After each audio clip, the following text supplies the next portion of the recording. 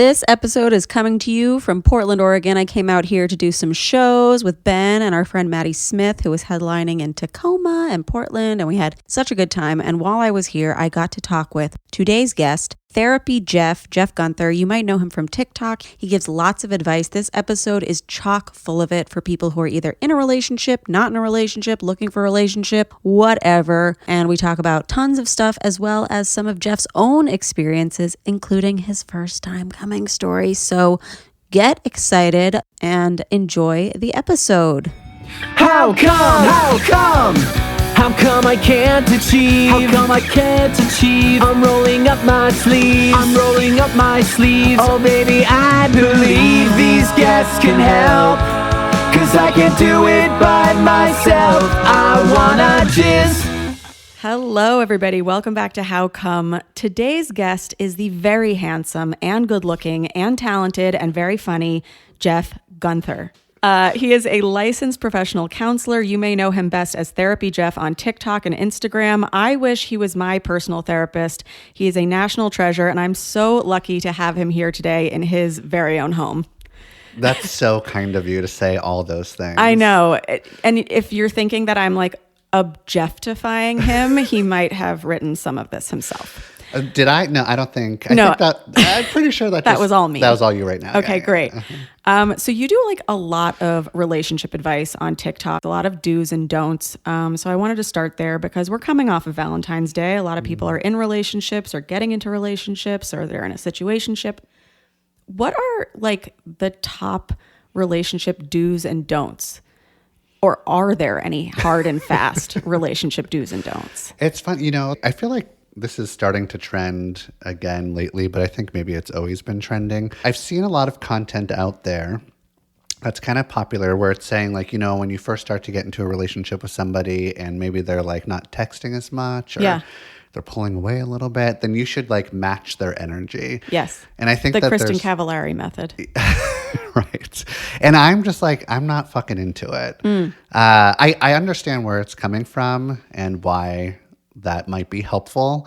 Because you're like, I'm not going to give you more than you're giving me sort of thing. Totally. But also there's like, what I see happen a lot of times is that you're not getting what you want. And so you pull back, but you do that in order to like manipulate them into reaching out. So it's like, why the fuck are we manipulating people? Why not just be like, hey, there's been a change of behavior. Like the vibe has shifted. Yeah. What's up with that? Yeah. So you're like starting it from the jump with like a lot of game playing. You're abandoning yourself. You're not being authentic or emotionally honest. So I think a do is just like fucking say something. Let them know when you're feeling a feeling.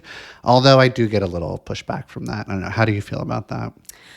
I haven't dated in such a long time, but even within my relationship, sometimes I will do the pullback thing that I'm like, oh, he's on the road. He hasn't said anything to me for a while. Like, I'm not going to say anything. Does that work for you? No, of course not. And my sister has to call it out all the time. And she's like, why are you mad today? I'm like, because we haven't spoken. And she's like, have you called him? And I'm like, no. And then I do, and we talk, and it's fantastic. So even within the relationship, like you kind of have to be true to the thing that you want. Yeah.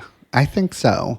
And if you're not, then you're not like, because also eventually you're going to probably be true to who you are. And then they're going to be like, who the fuck is this? Like, this isn't who you were at the beginning or when you pulled away or whatever. So you're giving them like, it's like false advertisement, basically. Yeah. I used to say it was like tricking somebody into dating you. Yeah. And then you reveal eventually who you are. And hopefully they like that version too. Right. But sometimes it's like, oh, wait, like this was not in the commercial. Yeah. Yeah. Yeah. I used to pretend to be cool. Well, that's the thing. I'd be like, I'd love to go out. Yeah, to be like the chill person. Yeah. Yeah.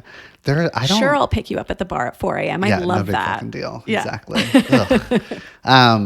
I just saw yesterday, I don't know if this is like a hot take that's good advice or if this is like problematic in some way. So I want you to tell me. Okay. There was some. Because I'm the one with the schooling. Yeah.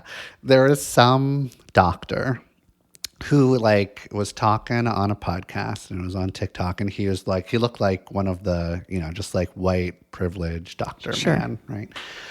Very different than us too. Yeah. And he was like, okay, fellas, This is what you got to do. Let's say you're dating a woman and they're on birth control. And Where is this going? yeah. You're dating somebody, they're on birth control, you're falling in love. It's Yeah. going great. And then you decide to take the next step, moving in or getting engaged or some big milestone or something. You're like really going to commit to them. You shouldn't do that. Stocking a fridge together. You shouldn't do that until you ask them to get off of the birth control for at least 6 months because, and this is what. Oh, then you can see if she's fertile. No, but maybe. Because once a woman gets off birth control, they start to feel like they're real. You'll find out if they're actually attracted to you because their level of attraction is different on and off. And then if they're not into you or attracted to you, then cool, not a good match. Yeah. Like, get the fuck. What is that? I How do you have feel about heard that birth control can affect who you're attracted to and even your sexuality. Oh. So, yeah, we had Dr. Jolene Brighton on, and she said something to that effect. I've never heard that as like a litmus test. I feel like, you're kind of screwing with family planning when you're doing that. Right, because there's that. what if you're doing this testing phase and the person gets pregnant and now, okay, they don't like you, but also you have a child together? Right. Also, how do you bring that up? What How do do you you bring- say? Right. Can you get off birth control? Like maybe you think I'm fucking horrible or you're not. If there like, was I know that they've been trying to test male birth controls and stuff, and it's been not so good. But if there was a version of the world where he could get on the birth control while she gets off, I think that would be a more safe space for the testing. But I have heard that it can affect how attracted you are to people. I think also like it does like, I was thinking he might be going in the direction of how's she going to be when her hormones aren't regulated? And do you want to handle this crazy right? woman? I know, women, am I right? And but it's like, well, you're going to have to if Yeah. you want to make a life plan with them. right. I don't know. I don't know. Interesting. On the topic of male birth control. Yeah. I think it was like 6 months ago or so. I was like, on Instagram stories, ask me anything. Yeah. And somebody asked me like, do you want to have kids? You planning on having kids? And I was like, no, I've known for a long time. I don't want kids. That's not what I want. And then I got like a bunch of messages from women being like, cool, that you don't want kids. Yeah. And I imagine you have a vasectomy. Do you have a vasectomy? Because that would be, because That would be why would you? super helpful. That would be super helpful. Yeah. And why are you going to be like leaning on the women to like take care of the fucking birth control? Why don't you? And I was always like thinking about getting a vasectomy, but I was like, I'm so squeamish around like surgery. And Apparently it's like nothing. apparently it's nothing. The problem is that like a long time ago, a friend of a friend, this guy who actually used to run a pain clinic here in Portland and no longer does, he decided to go get a vasectomy. He got a vasectomy, and then there was like pain afterwards, like he got kicked in the balls. And so he went back to the doctor and he's like, this pain isn't going away. And the doctor was like, You're pregnant. you have a baby in your penis. I put it in there. And the doctor is like, oh, this happens to 1% of people that get vasectomies. Like they have, so I'll fiddle around. So he fiddled around to try to fix it, didn't fix it, got even worse, went back, and they're like, we're gonna have to reverse this to make the pain go away. They reversed it, didn't fucking go away. Then he went to like the best vasectomy doctor in the world who lives in Florida to like go ahead and even that doctor. And so this guy is still walking around with pain, like he's like gotten kicked in the balls. And I was stinks. it stinks. And I was like, oh my God, there's a 1% chance that I could be like getting kicked in the balls for the rest of my life. But did you ever see that movie, He's Just Not That Into You? A long, long time ago. Like there's this whole thing where it's like, you're not the exception, you're the rule. Like you're not. I know.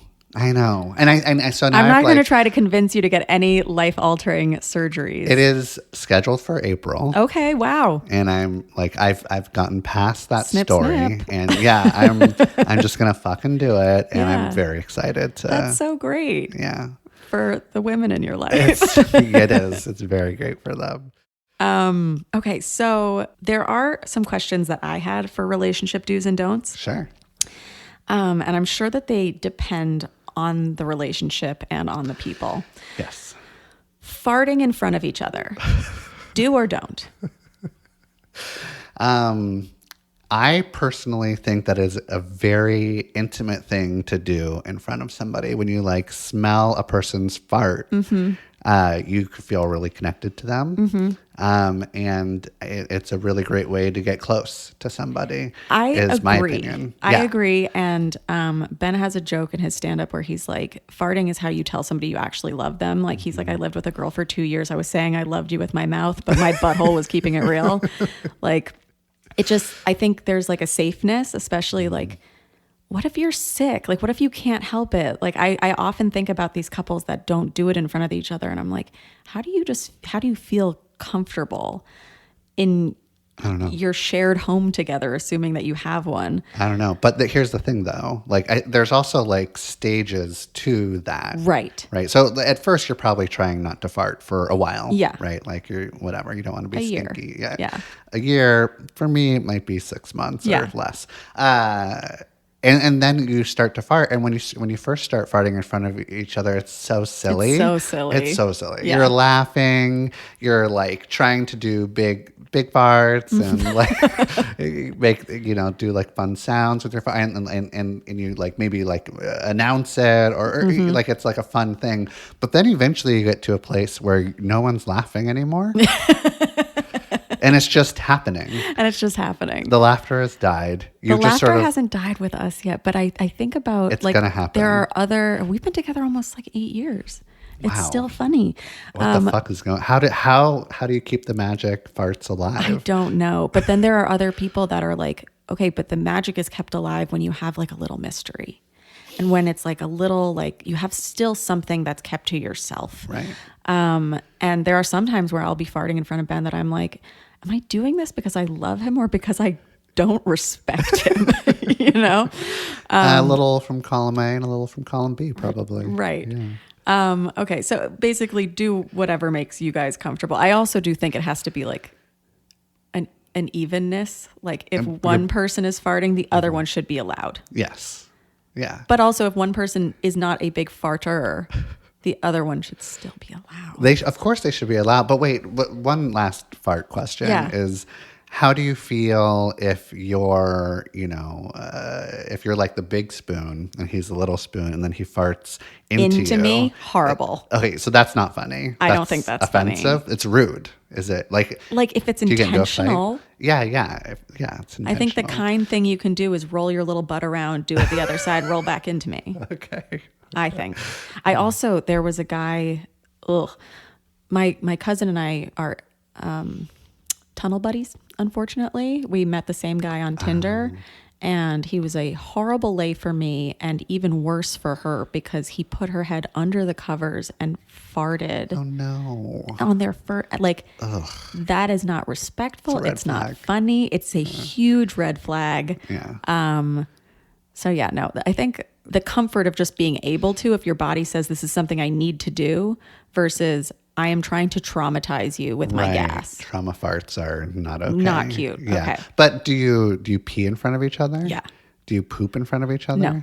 Do you pee in the shower together? I have. Yeah. So, but you draw the line at pooping.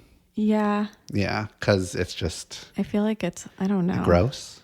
It's too intimate? I don't know. It's not, it's like I want that needs to be for me. Okay, we all have our lines. There's nothing wrong. That's the thing. Said. It's whatever you're comfortable with. But Ben is always like, he's like, it's so funny that you're so polite when you go into the bathroom, you turn on the water. So all I hear is, shh. It's like, it's really nice. I can't even hear anything. That's cute. Okay, another thing, is this a positive or negative? Telling each other about past loves. It's a positive to me. I think like you had some incredibly important, meaningful relationships that have impacted who you are as a person and how you act in this relationship and how you feel about relationships in general. Like, I want the history. Yeah. I want to know why you are the way you are. And I think that it's bizarre when we like pretend that you don't have a past and... I was just born today. So I think it's important, but again, this is one of those things like, you already hinted at it with all these questions that it depends. If you don't want to fucking talk about it and you're with somebody who's cool about not talking about it, then great. I guess don't talk about it. But it feels pretty fucking important to me. Yeah. And similarly, I mean, well, past loves, I think they do create who you are as a person. Yeah. It's like giving more of like, this is why I am the way I am. This is why I might react to certain things that you say. Past sexual experiences, I like to share them. Why do you like to share them? I don't know. Well, they're not even, I don't even go in depth. It'll just be like, have you ever fucked a British person? And I'll be like, no, have you? And I'm like, yeah. And he's like, good for you. Yeah. I want to hear every single detail of your sexual and relationship history. And because like we're saying, it gives me information that's probably valuable. And also I get to know you better. And it also like turns me on. Like, imagining you with other people and how that went. And there's just like something really sexy about that. But I've been like most partners that I've had, most women that I've been with, like typically don't want to hear any of the details, which is fine. I don't have to tell you what's going on, but I think it's like a fun story to exchange. Yeah. And in that sense, like matching energy, I think can be really good because you don't want somebody who's just dumping everything in another person who's like, I'm not going to tell you anything. Right. Okay. Telling each other dreams where the other person is not acting favorably. Like dream cheating on you or? Yes. Dream cheating, dream hurt you, dream like was rude to you. First of all, I just don't like to hear about your dreams because it's fucking boring. Disagree. And it's no, you're wrong. I'm right. This is like one of my flaws or one of the things I don't do as a therapist. And I tell my clients, if you want to tell me your dream, I'm not your therapist. If you want me to do like dream analysis, get the fuck out of here. Okay. There's so many other therapists that eat that shit up and are really good at it and too. Are good at it, and that's not me. Yeah. Sometimes we have to talk about my clients' dreams because it's just like so impactful or something. But I'm basically going to be like, fine, tell me more about that. What do you think it means? Because I have no fucking idea what it means.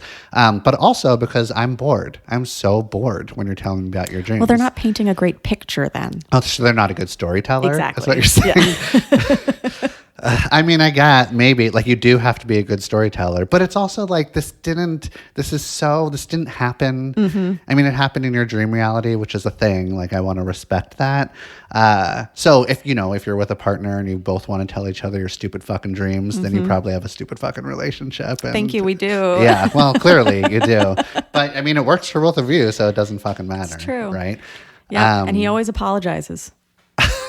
He apologizes when he does bad behavior in your dreams? No. Yes. He should not be apologizing. No, it's so nice. Because there's like no skin off his back. Well, that's not the worst point. He could just say sorry, but he doesn't have to like own. That's not his behavior. He doesn't have to take responsibility. No. You need to be saying sorry because well, that's what I'm saying is sharing this rude. It's not, I wouldn't say it's rude, but a lot of times what I think is that if your dream boyfriend does a bad thing in your dream, well, that dream boyfriend and everybody else in your dream, but that dream boyfriend represents a part of you. So this is about you. Yeah. And your fears. And your fears or your feelings or what you want to do or what you're thinking about or what you're psychologically trying to work out or your, I don't know, higher self and spirit world is trying to communicate with you through your dream, whatever the fuck dreams mean. I have no idea. So this is all you. It has nothing to do with him. And he's being a little cuck, I think. Tell him well, to be fair, I do the same thing. Like I have friends, siblings that have come to me being like, I had a dream where everybody in my life was against me and you were part of it and you whatever. And I'll always apologize because it's not that I'm apologizing for Dream Remy's behavior. It's like, I'm so sorry that you had to go through that. And I want you to know that real life me gives a fuck and would not do that to you. Fine. Good point. Thank you. You win. I therapied the therapist. You did. Okay. So a lot of people have been talking about this phrase love bombing. What is love bombing in your words? I love love bombing. See, oh yeah. I mean, I love to get love bombed. Right. Who doesn't? When you first get into a relationship, there's those like honeymoony limerence, sort of like. I was just gonna say, are you a limerent? Yeah. Yeah, me too. A therapist will call it the mutual positive projection phase, which is not as like fun as the other words we have for it. And where you're just sort of like, mutually positive projecting all over each other and thinking about you're all so over good. each other. Just like loads of it. Yeah. All over. And it's those people that like, oh, this is affecting, you're getting the dopamine hits. You're starting to feel like addicted to somebody. And so a love bomber will just go ahead and like bomb you with all of those like lovely, lovey-dovey things like future casting and Yes. you are so important to me. And I've never felt this way before. And you might like actually, a healthy person might have those feelings or thoughts come up in their head while they're starting to fall for somebody. But we know that they're just dopamine hits and that like this is going to fade and we're going to have fun feeling them. We might even like talk about them a little bit, but like no big promises are made. We understand that we're getting like hijacked by all the serotonin that's going on, whatever, the oxytocin and stuff like that. But a love bomber, there's kind of like two types, I feel like. Somebody who is like innocent, quote unquote, innocently doing the love bombing where like they don't even know what's going on. Yeah, this volume, I'm going to turn it down. There we go. Is that better? Yeah. Okay. I don't know why The interface was like, I'm love bombing you. There's two types. There's one person who's like sort of like innocently doing it. Like they don't even know that they're love bombing. They're just so excited They're just and they're so into it. Yeah. We've all been there and we can kind of excuse this even though like we should have awareness and not do that. And then there's the manipulator who's just like, oh, like I'm getting what I want out of this person. I'm making them fall for me. I'm going to use this in and order I've done to like, this with control many them. other people that I didn't actually feel this way for. Yes. Yeah. And so that's the real bad version of love bombing. And you gotta, when you're out there and you're dating, you gotta try to be as mindful as Like, how about can you it. tell the difference though between somebody who's genuinely in it and somebody who does this? Hopefully, if you feel like you're the one getting love bombed, you can bring it up and be like, well, this is a lot. This is fun. I'm having a good time with you. It feels like you're making lots of promises and lots of future plans, and who the fuck knows if that's what's going to happen. But I feel like, I'm getting really attached to the future stuff or to what you're promising, and I don't even fucking know you. Like we've been hanging out for a week or a month or something. Yeah. So this feels like a little much. And then hopefully the other person will be like, ah, shit, I didn't even know I was doing this. It makes a lot of sense. But the like manipulative love bomber will be like, kind of start gaslighting you, maybe be like, I don't even know what you're talking about. Like, I've just never felt this way. Yeah. Like, don't you feel what I feel? Yeah. Like, trust the process. Yeah. It's the same. So on my podcast, Big Dating Energy, I interviewed Katie Thurston, who is a bachelorette. And she was talking about how the producers, the whole time, multiple producers every day are saying, Katie, trust the process. Because she was like, I don't know about what the fuck am I doing here? And so they're kind of like on The Bachelor and Bachelorette, like everybody's love bombing everybody. And that's the whole show. That's why we tune in, right? But it feels like that love bomber is like a bachelorette producer that I just can't trust. Totally. Yeah. I actually had a person do something similar once. And I said, is this your MO? And does this usually work on everyone? Good and move. he was like, what?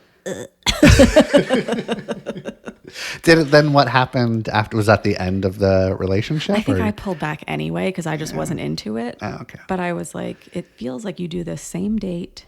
Like, and I know people who do the same date. There was a person I knew who used to take everybody. He was living in Orlando, and he would take everybody to like Epcot and have food from around the world and then do the fireworks or whatever. And it was his like surefire way to get somebody into bed and stuff. And I was like, oh my God, these poor girls are falling in love. That's the way to do it. If you like go, I'm not trying to give any tips to love bombers and manipulators, but traveling and going into like new places that you've never been, creating a lot of novelty will get the adrenaline pumping. Yeah. There'll be a false sense of connection because you're both hooked, like feeling or hijacked by adrenaline, or doing really scary things like going Yes. bungee jumping Yeah. together, and now all of a sudden oh my God, we went through this thing and we're so bonded. You're not. You just did a scary thing. My favorite thing is, Helen Fisher. Yes. She talks about how she's a great anthropologist. Listen to her episodes. But on one of them, she was saying that this guy took another girl on a rickshaw ride, crazy rickshaw ride, because he knew that it would like make the adrenaline so nice, and it would be this bonding thing. And at the end of it, she said, "That was wild, and wasn't that rickshaw driver attractive?" Okay, so and then if you are somebody, because we were talking about the people who naturally do that innocently, how can you refrain from love bombing? One of the ways is to just sort of like study what the brain does. Like you are getting hijacked by a very specific part of the brain where it's not letting you think logically or with lots of different perspectives or using like practicality. You're just sort of like falling for someone, and your brain is like getting taken over by all the dopamine and everything like that. And if you know that it's just chemicals, then maybe you can kind of just enjoy it and not really believe it.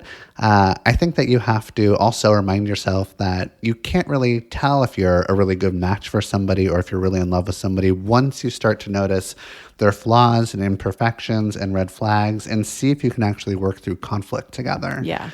So like a more healthy, what a therapist might call like integrated love, is you see all the different parts of who your person is, all the wonderful, lovely, attractive, and annoying, stupid, disgusting parts of them. And then you figure out like, oh, I still have a lot of love for them because I can accept those other parts, Yeah. or I can tolerate, one or two red flags. And then you can factually figure. So like you have to get out of the honeymoon stage to actually see if it's a good fit and if you really have love for them. So if you can just be like, I'm riding this wave and I'm having a lot of fun, then great. But you also might want to like, this doesn't work for everybody, but you might want to like date multiple people so that Sure. you're not dating just the one person, Yeah. putting all your eggs, right? You're going to want to like think about what makes you an independent person, like your interests and your hobbies and all the stuff that you do. Keep on doing that. Like, don't abandon any of that stuff. Make sure that you're hanging out with friends or family, like the community that you typically see. Keep doing all of your creative stuff or job stuff. Like, make sure your life is still the same, full. Yeah. And that this person is just complementing Yeah. your life. And tell your friends. Me and my friends have this sort of pact that if we start dating somebody and it seems like we're not acting authentically from like who we really are, then our friends have permission to be like, I don't know who you are all of a sudden. Like, what's going on here, Jeff? Yeah. And then that's really good feedback for me. So I also get close friends that could be honest with you. Yeah. Wait, I had a question that actually relates to this, because one of your relationship tips is make sure you can be your real authentic self around them.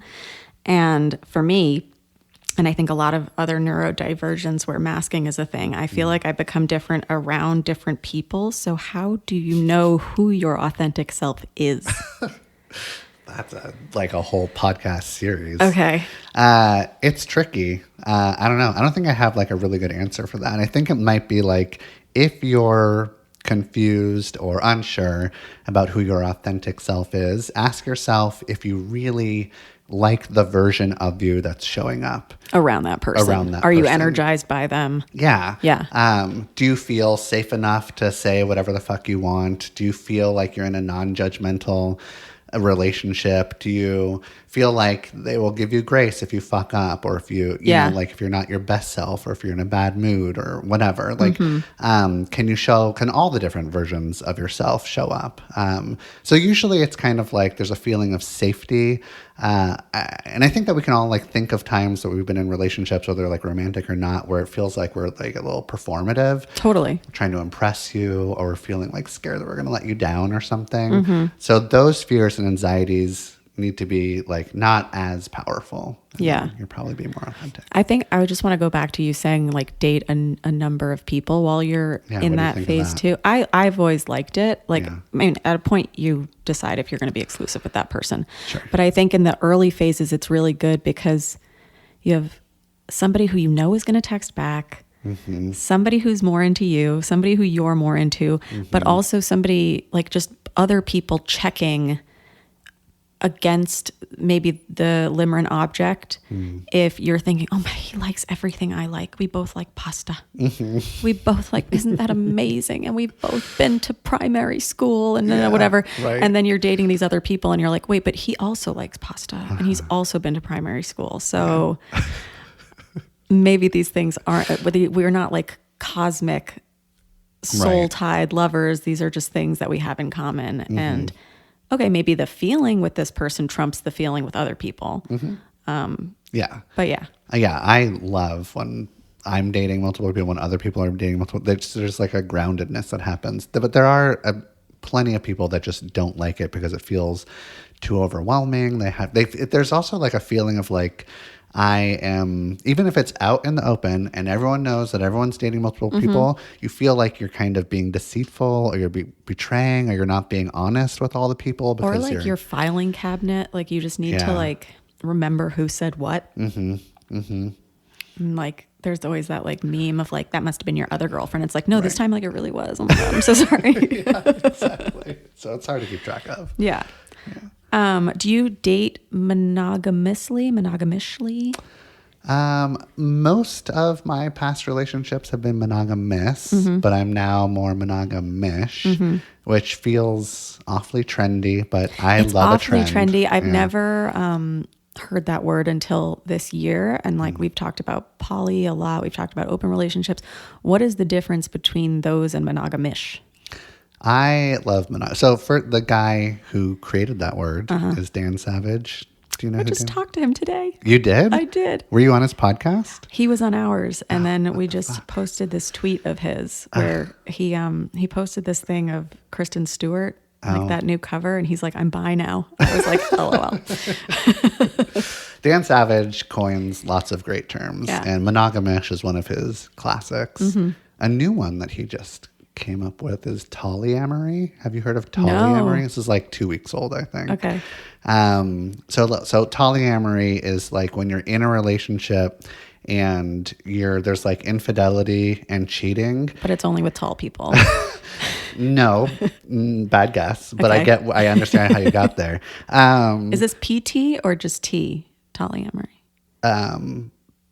It's just T. Just T. Okay. Yeah, polyamory.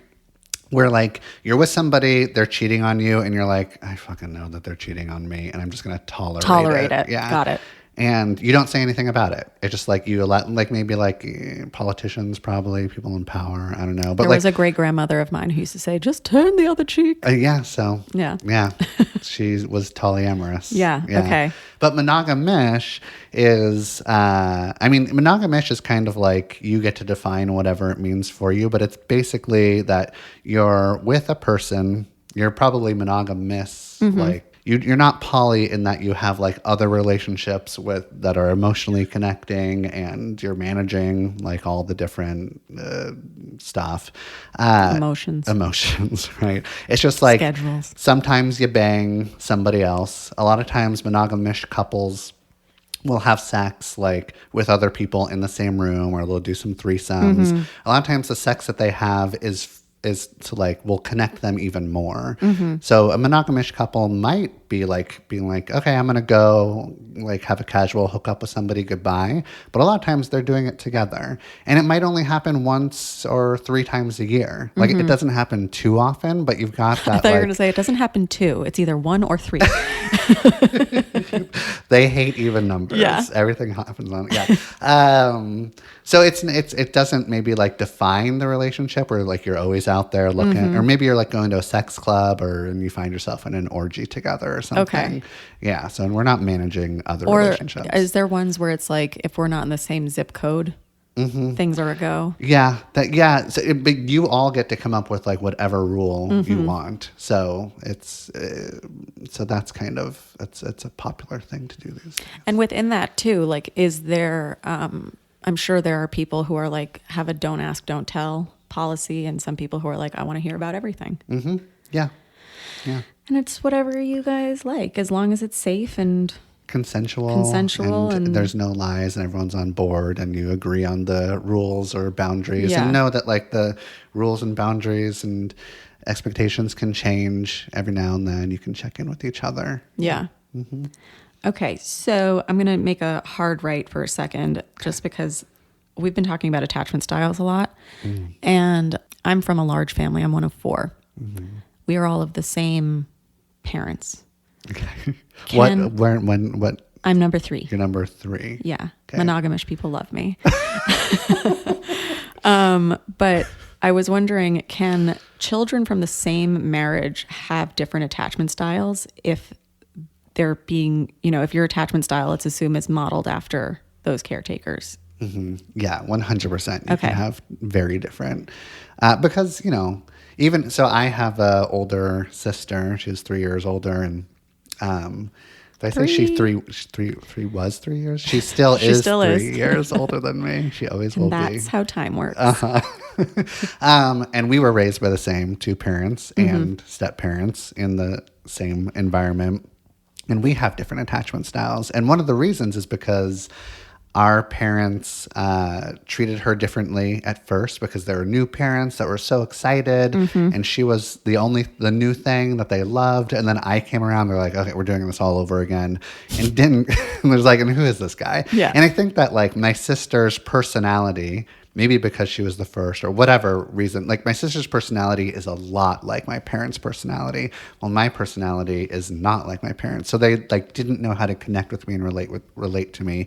Also, my sister, yeah. My sister is a big personality that has like a lot of energy. And when I was a kid, I was very reserved and shy. So I grew up with an annoying sister, and she grew up with like a little turd of a brother. Little frail boy. Yeah. So like that was very different. And we can go on and on about like all the different ways that we were treated because I was a boy, or I still am a boy, and she's a girl. And yes, the answer is yes. You can have lots of different attachment styles. Yeah, because sometimes I'll look at my siblings, I'm like, you are doing awfully well. But it's okay. Can you relearn healthy relationships when they weren't modeled for you in the home, and how? I'm asking for me and a bunch of people. You just subscribe to my TikTok or Instagram. Yeah. Watch like all of the videos. There's over 1,000. And subscribe. Yeah, like and smash that subscribe button. Yeah, of course, like definitely. But there's going to be a learning curve, obviously, and you have to want to change. You have to kind of understand that there's unhealthy patterns that you continue to repeat and you don't like them. You could go to therapy, or you could read books, or you could like be around other people that have healthy relationships. That's the one. I was going to say find another couple to kind of model it after. Like I've always really admired my aunt and uncle's relationship. I love I love Ben's parents' relationship so much. I love even, people my own age who have gotten into great relationships and are really devoted. Like I just really check in with what they're doing. And yeah, it seems like you're curious about how you can become healthier or better at relationships. If there's a lack of curiosity, then you're probably just going to continue to default onto that like old unhealthy pattern, and you're never going to grow. But there's been a shift, and I think like an even larger shift in the pandemic when we're all like going through a shared mental health crisis. Yeah. We're sort of like expecting more from our partners, and I think that's great. Yeah, I was actually going to say mental health issues. How is it best to support partners with those things going on?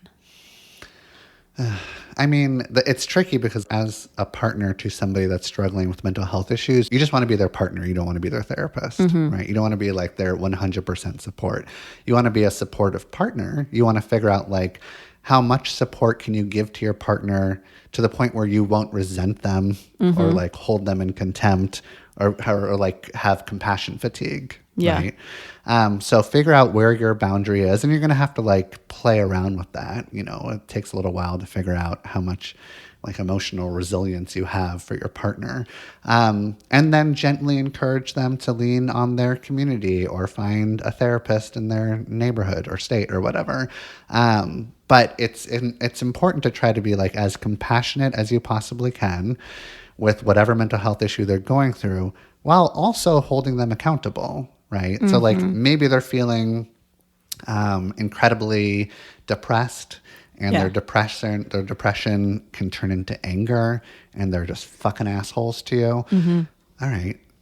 be compassionate. Like they're angry because they're depressed. That's an incredibly difficult thing to experience, but it's also not okay for them to be mean to you, Totally. right? Yeah.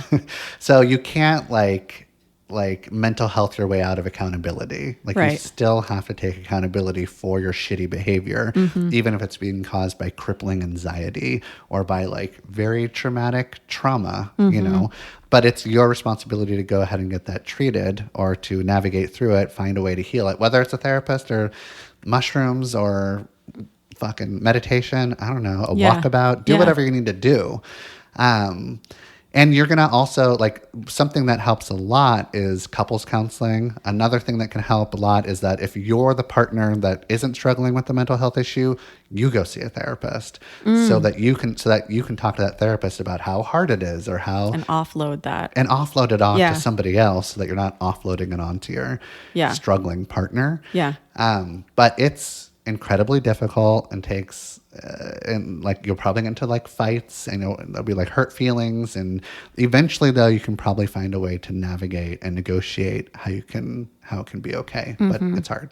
Yeah, I mean, it's with non-romantic relationships too. Like, I've had people in my life say to me, "Oh, it's really hard to keep being there for you when you're not being there for yourself." And that's part of the accountability too. It's like, of course you're lashing out. You haven't eaten, you haven't taken your meds, and you haven't been outside in 3 weeks. Yeah. And so I want to be here for you, but like I cannot fix everything. And especially when people have been through those things themselves, they're like, I know how to fix this. And you just have to, follow the protocol. Ben didn't understand depression for the longest time and then went through it and went, wow, Remy, I can't believe you do this every day. And I was like, I know, right? And it was like kind of funny and cute because I was like, you have been there for me without understanding it. So it's nice for you to, I don't want everybody to go through a depression so they have to understand things, but you can be there for people without knowing what that feels like. You can, but there is something when you have lived experience. Yeah. The empathy that you can feel sometimes, a lot of times, can be even like stronger. Yeah. know. But what about when both people are going through it?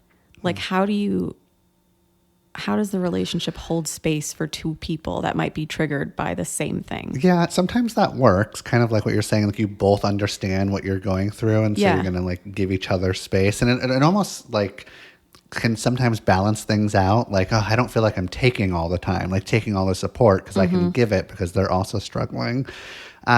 But sometimes it makes it so that like the relationship can't be nurtured because you're so inside of yourself. Yeah. Right. So then you have to like deliberately prioritize the connection with whatever date nights or scheduled sex or check-ins or whatever the fuck it is.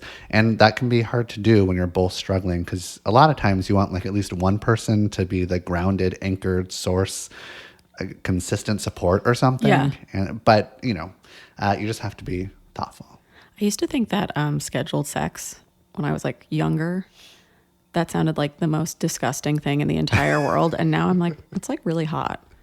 It is hot. And here's the thing. You probably weren't aware of it when you first started dating, but like during the honeymoon period, whether it's 6 months or a year or whatever, there's scheduled sex. Because when you're like going on a date, you're getting yourself, you're doing the whole routine. Yeah, you're doing the whole routine. You're looking Yeah. really good. You're expecting you're going to hook up. Like there's this implicit like That's scheduled. That's scheduled. Yeah. You might not be putting in it like making a like Google Calendar Yeah, event. it's like, honey, we're really busy this week, maybe Thursday. Right. But like, no, you also made the plan to do the date. Yeah. And the sex. That's scheduled sex. So keep on doing Scheduling it. Yeah. Okay, cool.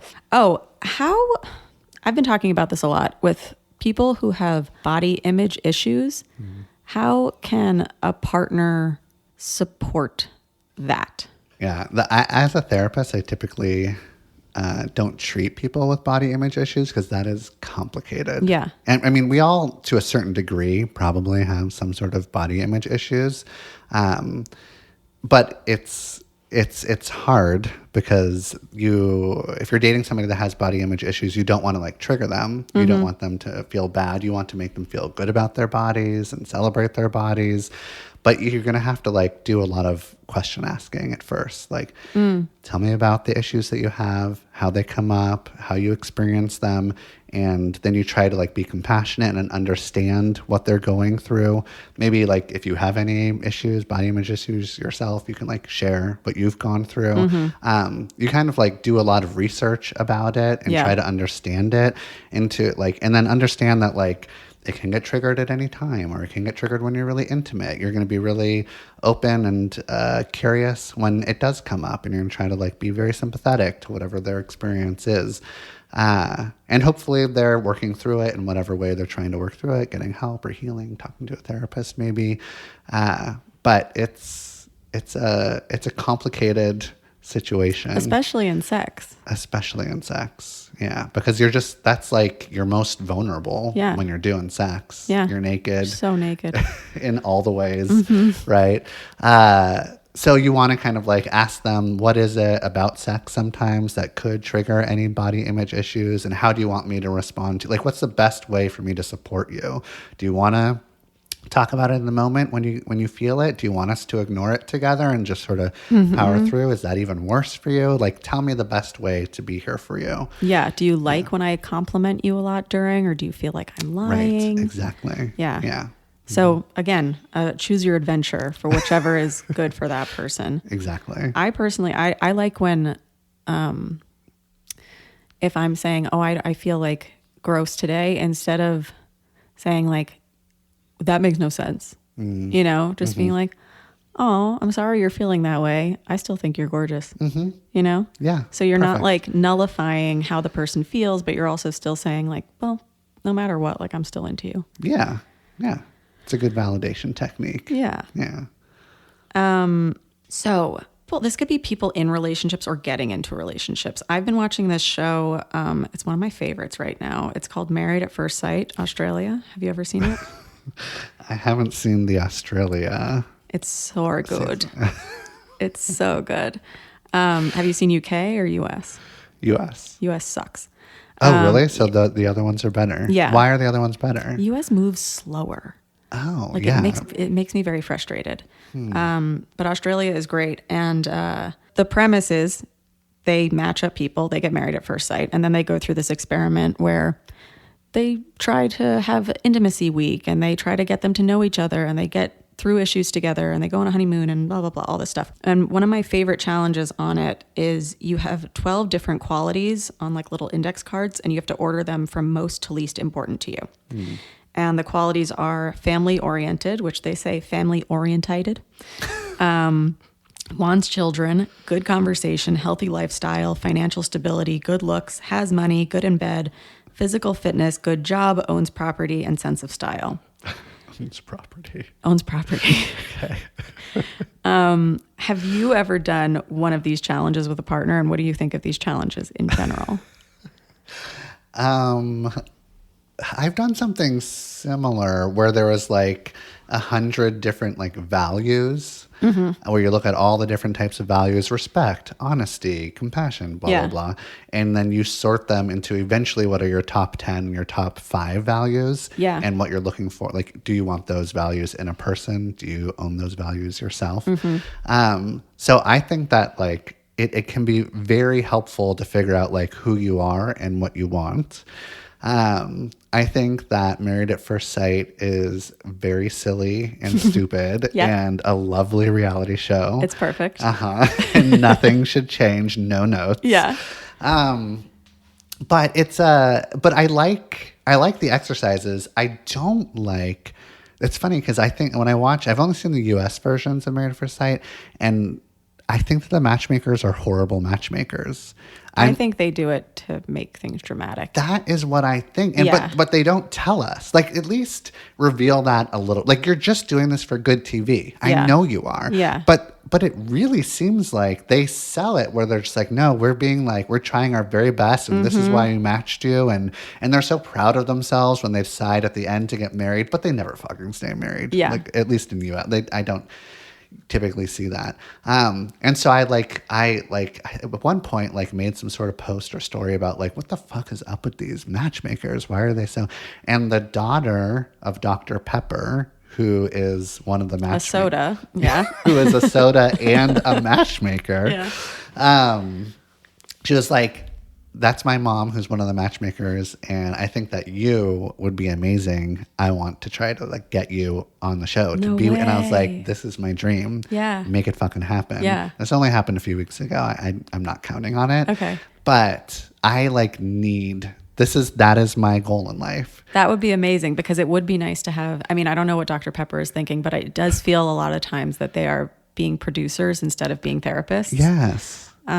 Like on Australia, they'll always match some really impressionable woman with a gaslighting, horrible man. Yeah. And it's just like they want to see how she gets out of it. Right. And I'm like, why did you put her through this? Do you think that the like people that go on that show, like it seems like they're really trying to find love? Is that true? Some people or- are there for the right reasons, and some people are there to promote a podcast. Yeah. To get a following on Yeah. Instagram. I get it. I would do it. I told Ben, I was like, if we ever broke up, of course I would go on that show. I think it would be really fun. I would not do that one, but I would do The Bachelor or Bachelorette. I told my girlfriend, I was like, I will break up with you if I ever get the chance. And she was like, I support you, babe. Like, That's so funny. yeah. But only because like there's lots of problems with that show, but it's such a classic, and It I is. love a classic Yeah. show. Yeah.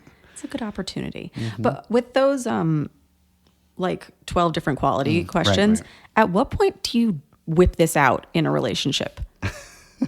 Like, is it like day 3? Is it like you're already exclusive? Like, and like, kind of like, what is the point of it?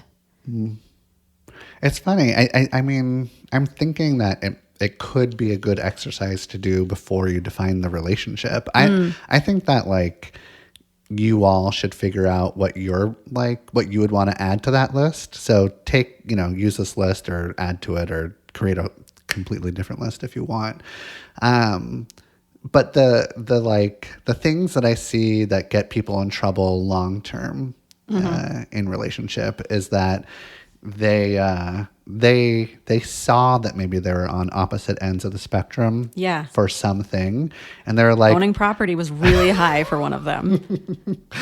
owning property was really high, and the other person thought that it was like, we're not giving into this capitalistic Yeah. system or something. And then eventually that is the thing that they get into fights over all the time, but they justify it, and we're all guilty of this to a certain degree, but they justify it by they're like, this is going to balance us out. That is such a fucking red flag of like, oh, LOL, this is going to balance us out. Opposites Like, attract. he loves to go out, I love to stay in, and that will like, if you're like, a little far apart on the spectrum, fine, that's a Yeah. great balance. But if you're totally on opposite ends of the spectrum, get the fuck out. That is going to be the thing that you're going to argue forever. So then you have to like, okay, fine, you're on too far of the ends of the spectrum. Your only option is, are you going to end this relationship or are you going to accept it? And there's different ways you can accept it or tolerate it, but it's a very difficult thing to do when that value is high up on that list for you. Like, I have to own property. There's no other way I can live. And the other person's like, we need to burn it all fucking down. Those are two very different people Yeah. that probably shouldn't. So earlier on in the relationship is Earlier on. probably, what do you think? Yeah, I think I think it could be at any point. Kind of like, definitely not when you're just like seeing each other. But maybe, I don't know. I think you could do it like a few years in, even just to like have like. But then your life like is a check-in. so like, it can work as a check-in, and we all like evolve and grow. So it's like a good thing to check in every now and then. The risk is that like if you don't do something like this, then you do it 3 years in, you're like, oh fuck, we're all the way on opposite ends on some of these really important things, but I'm like living with you and we have babies together, and Yeah, but you guys, you can always break up. you can always break up. That's true. I don't want anybody to ever feel like they're trapped. Like, you can always, divorce is real. And Do you remember your boy Dane Cook? Do you like my Dane boy. Cook? Your boy. Remember Dane Cook? I sure do. There was one joke that I loved, and he was talking about how he wanted to like break up with his girlfriend, but there was no way he was going to do that because he like left his, well, do you remember those, like, maybe you're too young, but do you remember those CD holders? Yeah. And he's like, there's no way I'm going to break up with you because I left my CD holder in your truck. For sure. Yeah. And I was just like, that feels like very accurate for lots of relationships. Where it's just I don't like, think I'm too young to know that. I think his current wife is too young to know that. But yeah, so those those quality things, I'm like, yeah, do it, whatever. There's also that 36 questions from the New York Times that are like 36 questions to fall in love. Right. Have you ever done those? I've done it with a partner. Did it work? No, it's kind of like I know what it's supposed to do, so I'm not going to let it kind of thing. You know what I mean? Yeah. So I wouldn't let myself fall in love. But you're doing it with the intention to. I'm trying. I mean, yeah, but there's like this, like, I'm going to show this test that it doesn't work. So I'm such a fucking piece of shit. Whenever it's just like, I'm just going to be like, adolescently controversial for controversy's sake. Like, I'm not going to let this have control or power over me. I'm the wrong guy to do it with. But I get it. I understand why those questions might work. The problem is that, like, you might be forcing something that isn't completely natural. Right. Like usually, like I said, it takes a while. You have to like see their flaws and get through conflict, blah, blah, blah. But I mean, if you want to do like a nice little love bombing thing on the first date, then fucking go for it. Yeah. Right. Have fun. Maybe don't do that. How do you feel about those questions? I've never done them, but I've always thought it was really interesting. You should have a podcast episode where you're doing that with somebody. And just fall in love with somebody on that. More to come. Okay.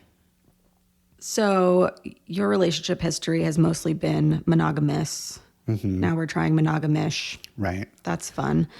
No, I'm not in a sarcastic way.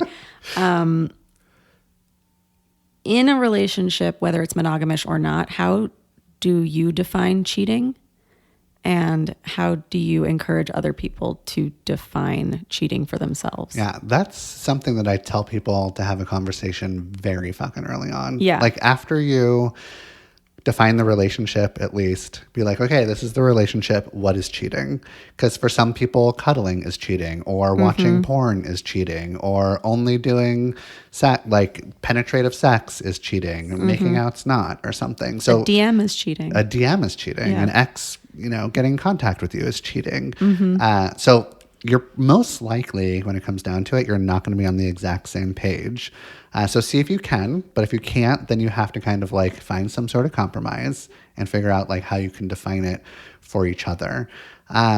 So for me, it depends on like who I'm with. I'm pretty loose. Okay. The thing is though, is that like, it's fine if you're cuddling with people, but like, what's the energy there? Yeah. Is you're just like cuddling up with your friend, watching a movie? That's sweet. Are you cuddling up with somebody that wants to fuck you? Yeah, I'm interested in what the intention is behind the cuddle, or what the intention is behind the flirt. It's also like, I love to be a flirt, and I want to know that I can be in a relationship with somebody who like loves that I'm flirty with other people, and that they can be flirty with others too. I don't like a lot of like rigid boundaries around stuff. I'd like to be with somebody. Typically it lands on like, you know what, maybe we have different ideas, but like, what is the intention? And I trust you to make good decisions. I usually get into like a weird conversation with my new partners when I ask the question, like, I'll tell them like, if you do cheat on me and you don't feel good about it, and it was just a one-time cheat, and you're never going to do it again, and you feel guilty and you're working through it on your own, don't fucking include me. Don't tell me. Where they're going to be like, oftentimes, you tell me. Like, that's not, and I'll be like, that's cool. That's your rule. If I ever did anything like that, I will let you know, but I want you to not tell me. Like, you just figure that out on your own. That feels better to me. I also want you to ask, after you define the relationship, while you're having this conversation, is like, how do you want me to break up with you? if we decide to break up, because chances are we're breaking up. Hopefully we're together forever if that's what we're aiming for here, whatever. But after you define the relationship, you're feeling really connected, and you can have the breakup conversation a little easier because it's a little fun, a little like, so you can't even imagine breaking up with this person. Yeah. But if you do, I'm going to let you know, like, I'd rather you do it over text. Text me that you want to break up so I can decide if I want to continue texting you or talk to you on the phone or FaceTime or see you in person. Like, I want to consent to the way that you're going to break up with me, ideally. Yeah. I mean, I don't always get to make that choice. Maybe you're just going to fucking do it because you have to in some way. But like, I want to give you a little blueprint. No, I think that's really interesting. Do interesting. it on a Friday. Do it Text me on about- Friday. I want the weekend to recover. Yeah, Right? I don't want to go yeah. right into work, being like, ugh, struggling or something, right? I want you to do it in private if we're going to do it in person. So that I can have an emotional reaction. But like, texting is great. I want you to do it in public so we have an audience Yeah. and have one of my friends filming because I Somebody's want the memory. Yeah, live streaming it Yeah. on TikTok. People can comment. Yeah, so those are like really important conversations I think you should have after you define the relationship. But cheating is like one of the main things I see couples for when they come in for counseling. And I just want to say that most of the time they stay together. And it is so fucking punk rock to like get cheated on, be like, fuck this, we're staying together, we're going to figure this out. There's like so much growth opportunity and connection that can come from it. And it's cliche that like you get even more connected if you can work through it, but it's true. So if you do get cheated on, chances are you'll probably stick together because most people do. I think it's really easy for like a friend to be like, oh my fucking God, you got cheated on, dump that person. Like, they're horrible. It's not that easy. There's still a lot of love, or you want to work on it. You know what I mean? So Yeah, and the ones who do break up because of it, it's like that is their number one thing is the betrayal, or it's the thing that led to the cheating in the first place that's irreparable. That it's like we weren't going to work out anyway, and that's why the cheating happened. I've seen it happen both ways, where it's like long-term married couples. Either one tried to work through cheating and it just didn't work out, or one did and they were with each other until they died. Right. So yeah, it's not a be all end all. It's not nice. Don't Don't it. try to do it. It creates so much damage. There's so Yeah. much mistrust. Yeah. It's a thing that a lot of times, like, the pain never like 100% goes away. It's something that has to be brought up forever if it's like triggered, or Yeah. like it sucks. So do your best not to do it. Yeah, you have to text back way quicker. You in the do. You have future, to because that person will always be wondering. allow them to find you on your phone, all that shit. And sex in a relationship. Because Pro sex. pro sex. Yeah. How important is sex? And is it as important to everybody? Like, there are some people that'll be, we haven't had sex in a month. Does that mean that the relationship is over? What is, Yeah, I mean, there's asexual folks who For are, sure, yeah. right. So there's that. Yeah. So it can't be like across the board. This is how it is. And like all the other answers that we're giving here, it depends, right? But I want you to like ask yourself, if you haven't had sex for a month, are you starting to resent your partner? Yeah. Are you feeling contempt and anger towards them? Is your behavior changing towards them? So if you haven't had sex and now you're being a little cold or distant or punishing or needy or anxious or insecure, like if you're changing emotionally, mentally, behaviorally, then your partner deserves to know that you're having an emotional experience because you're reacting to the lack of sex, right? Yeah. You should be open and honest about it. So if you haven't had sex for 6 months and nobody's resenting each other and everything's fine, then more power to you, I guess. I mean, I don't want to be in that relationship. I want to have a lot of sex.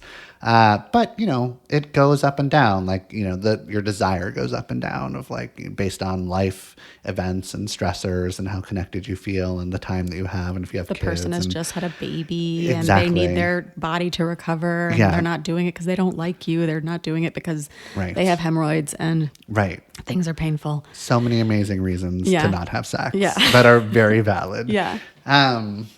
So there's that, but it's a lot of time. But obviously, sex is very loaded. So if you don't have sex, then you can feel like you're not good enough, you're not attractive enough, there's something really wrong with this relationship, you're falling out of love with me.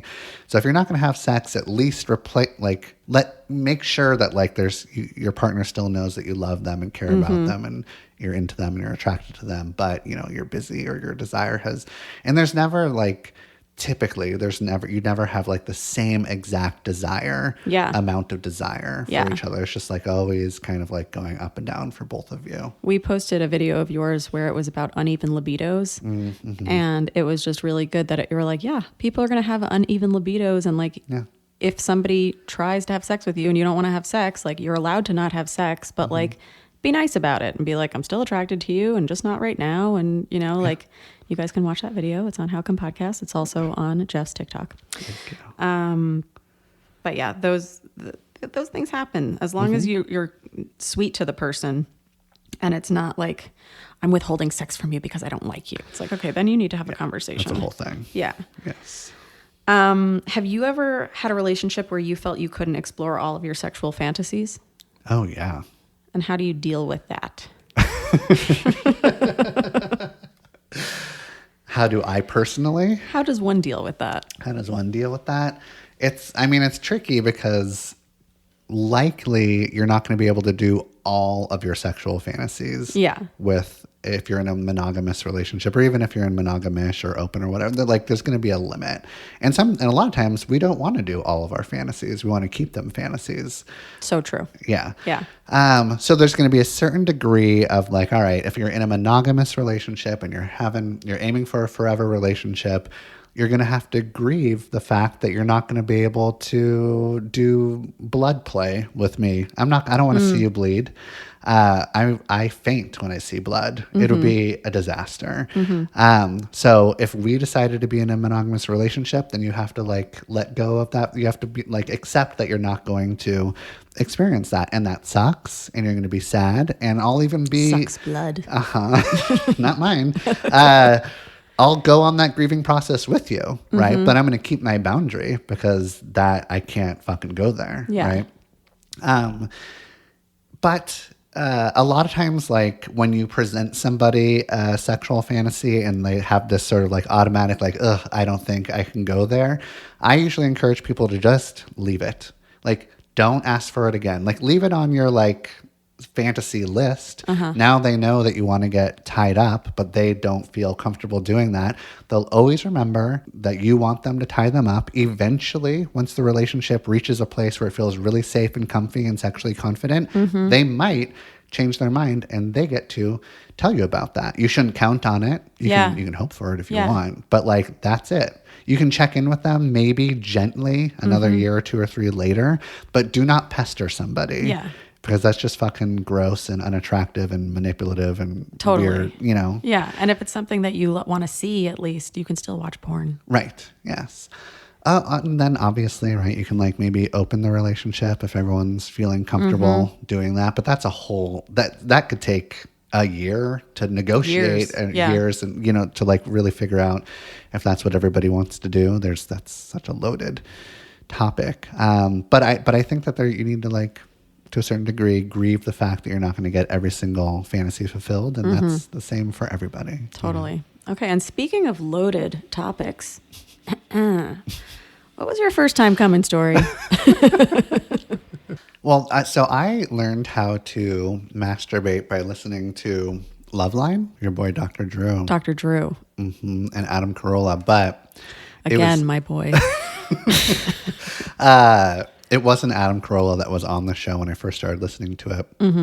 But Loveline was a show that was played on KROQ 106.7, LA's world famous K-Rock. And it would come on at 10 p.m. at night. I was in 4th grade, so I was 8 years old, and I'd sneak a little like radio into my bunk bed and turn on Loveline and listen to Dr. Drew and Ricky Rackman. Ricky Rackman was actually also an MTV VJ for Headbangers Ball. Okay. He's very cool. I think I remember him from like those VH1 talking head shows. Oh, yeah. He did that.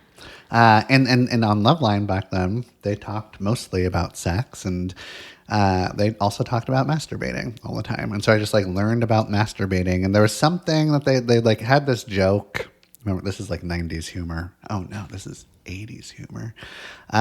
Where it's just like they had some joke about like fucking your pillow. So I was like, oh, I think that's how you masturbate. So I was like fucking my pillow, and I was going to school to see all my friends being like, you guys, you gotta fuck your pillow. Like, have you tried this? How does one fuck a pillow? Is it just like you wrap the pillow around, or you fuck like the... You hold the pillow tightly on your chest, and it goes, and it goes down over your penis, and you just rub on it. Okay. So you just like rub on the pillow. You're not, like, putting it into the pillowcase. I mean, I suppose you could put it in the pillowcase or carve a little hole out. Yeah. And, but so you're just like, I'm just like rubbing up against my pillow, and I'm reporting back to my friends every morning at school. Like, how was that for you? This is how it was for me. We're very open and honest and vulnerable with each other in fourth grade. And then I started to get to this place where it started to feel really good. And I was orgasming, but I was in fourth grade and I hadn't hit puberty yet. So there was no cum. Okay. Yeah. Right. And that lasted for 2 years. And I would essentially orgasm for 45 minutes, an hour, just like the entire time. It was the best time of my life. And then one day in sixth grade, like I knew about cum. I knew that like eventually something comes out. And I knew that when I was like making love, sweet love to my pillow, it was consensual. The pillow loved it. It felt like there was something wanting to come out. But I was like, it feels like I'm going to pee and something, because that's the only thing that I felt coming out of my dick. So it just felt like pee was going to come out. And so sometimes I would stop because I didn't want to like do pee when I thought was going to be. And then one day in sixth grade, all of a sudden I came, and I've never been able to have orgasms pre-cum like that ever again. And it's a real shame. Chasing the dragon still. Yeah. Oh God, it's so unfair. So yeah, and all my friends, I think they all came in sixth grade too, and we all sort of grieved our youth. Yeah. When we were 11 years old, and it's a real shame. So that was the first time. Have you ever gone back to the pillow? Revisit the scene of the crime. The cum. Not cum. I continued to fuck my pillow for a while, and I like didn't use my hand because it seemed like it was more, I don't know, there's something more like sweet, intimate and sensual. Yeah. While like using my hand felt just mechanical and cheap and dirty. Like I was like, that felt like masturbation, like solo masturbating, but like making love to my pillow. Yeah. That was like a relationship. You're a relationship guy. I'm a relationship guy. Let me say. Yeah. Okay. We have a few more minutes left. I have to address the elephant in the room. You're very open about most things, but you hate camping. Fucking hate camping. What's the fucking deal? No, Do you like to camp? I don't. No, you don't. Of course you don't. I I think that if anybody goes camping and they check in with themselves while they're camping and they ask like, am I enjoying myself? The answer is no. I'm too hot. I'm too cold. I'm uncomfortable. I can't sleep. There's bugs. I'm tired. Like there's no good times that you have when you're camping. It's Here's horrible. what I will say. Don't say it. I don't like camping, but one of my favorite sexual memories and like times of my life was on the 8th grade bike trip. We biked for like a week in Lancaster, Pennsylvania. It was 20 miles of biking every day. You had to carry everything that you had with you on your back, your tent, your clothes, Sounds everything, miserable. your food. Yeah. And then we would set up tent, and there was one night that we all just like piled into one tent, and I got like fingered under a bunch of people, and it was like, I was like, I love group sex. I love it in a tent, and it is more intense, I believe. And yeah, no, whenever you bring up camping, I'm always like, yeah, it does suck, but that one time. You can do that anywhere. It doesn't have to be in a tent. Do you know who was fingering you, or was it so No, packed I in know. there? Okay, so Yeah. it was, Yeah. you were into it, and Yeah. you liked that the person was doing that. Yeah. Okay, great. And I like that somebody else's face was in front of me. Yes. It was fun. Yes. Yeah. And then our like chaperone was like, everybody get out of the tent. Here, so part of the like first coming story, it was this.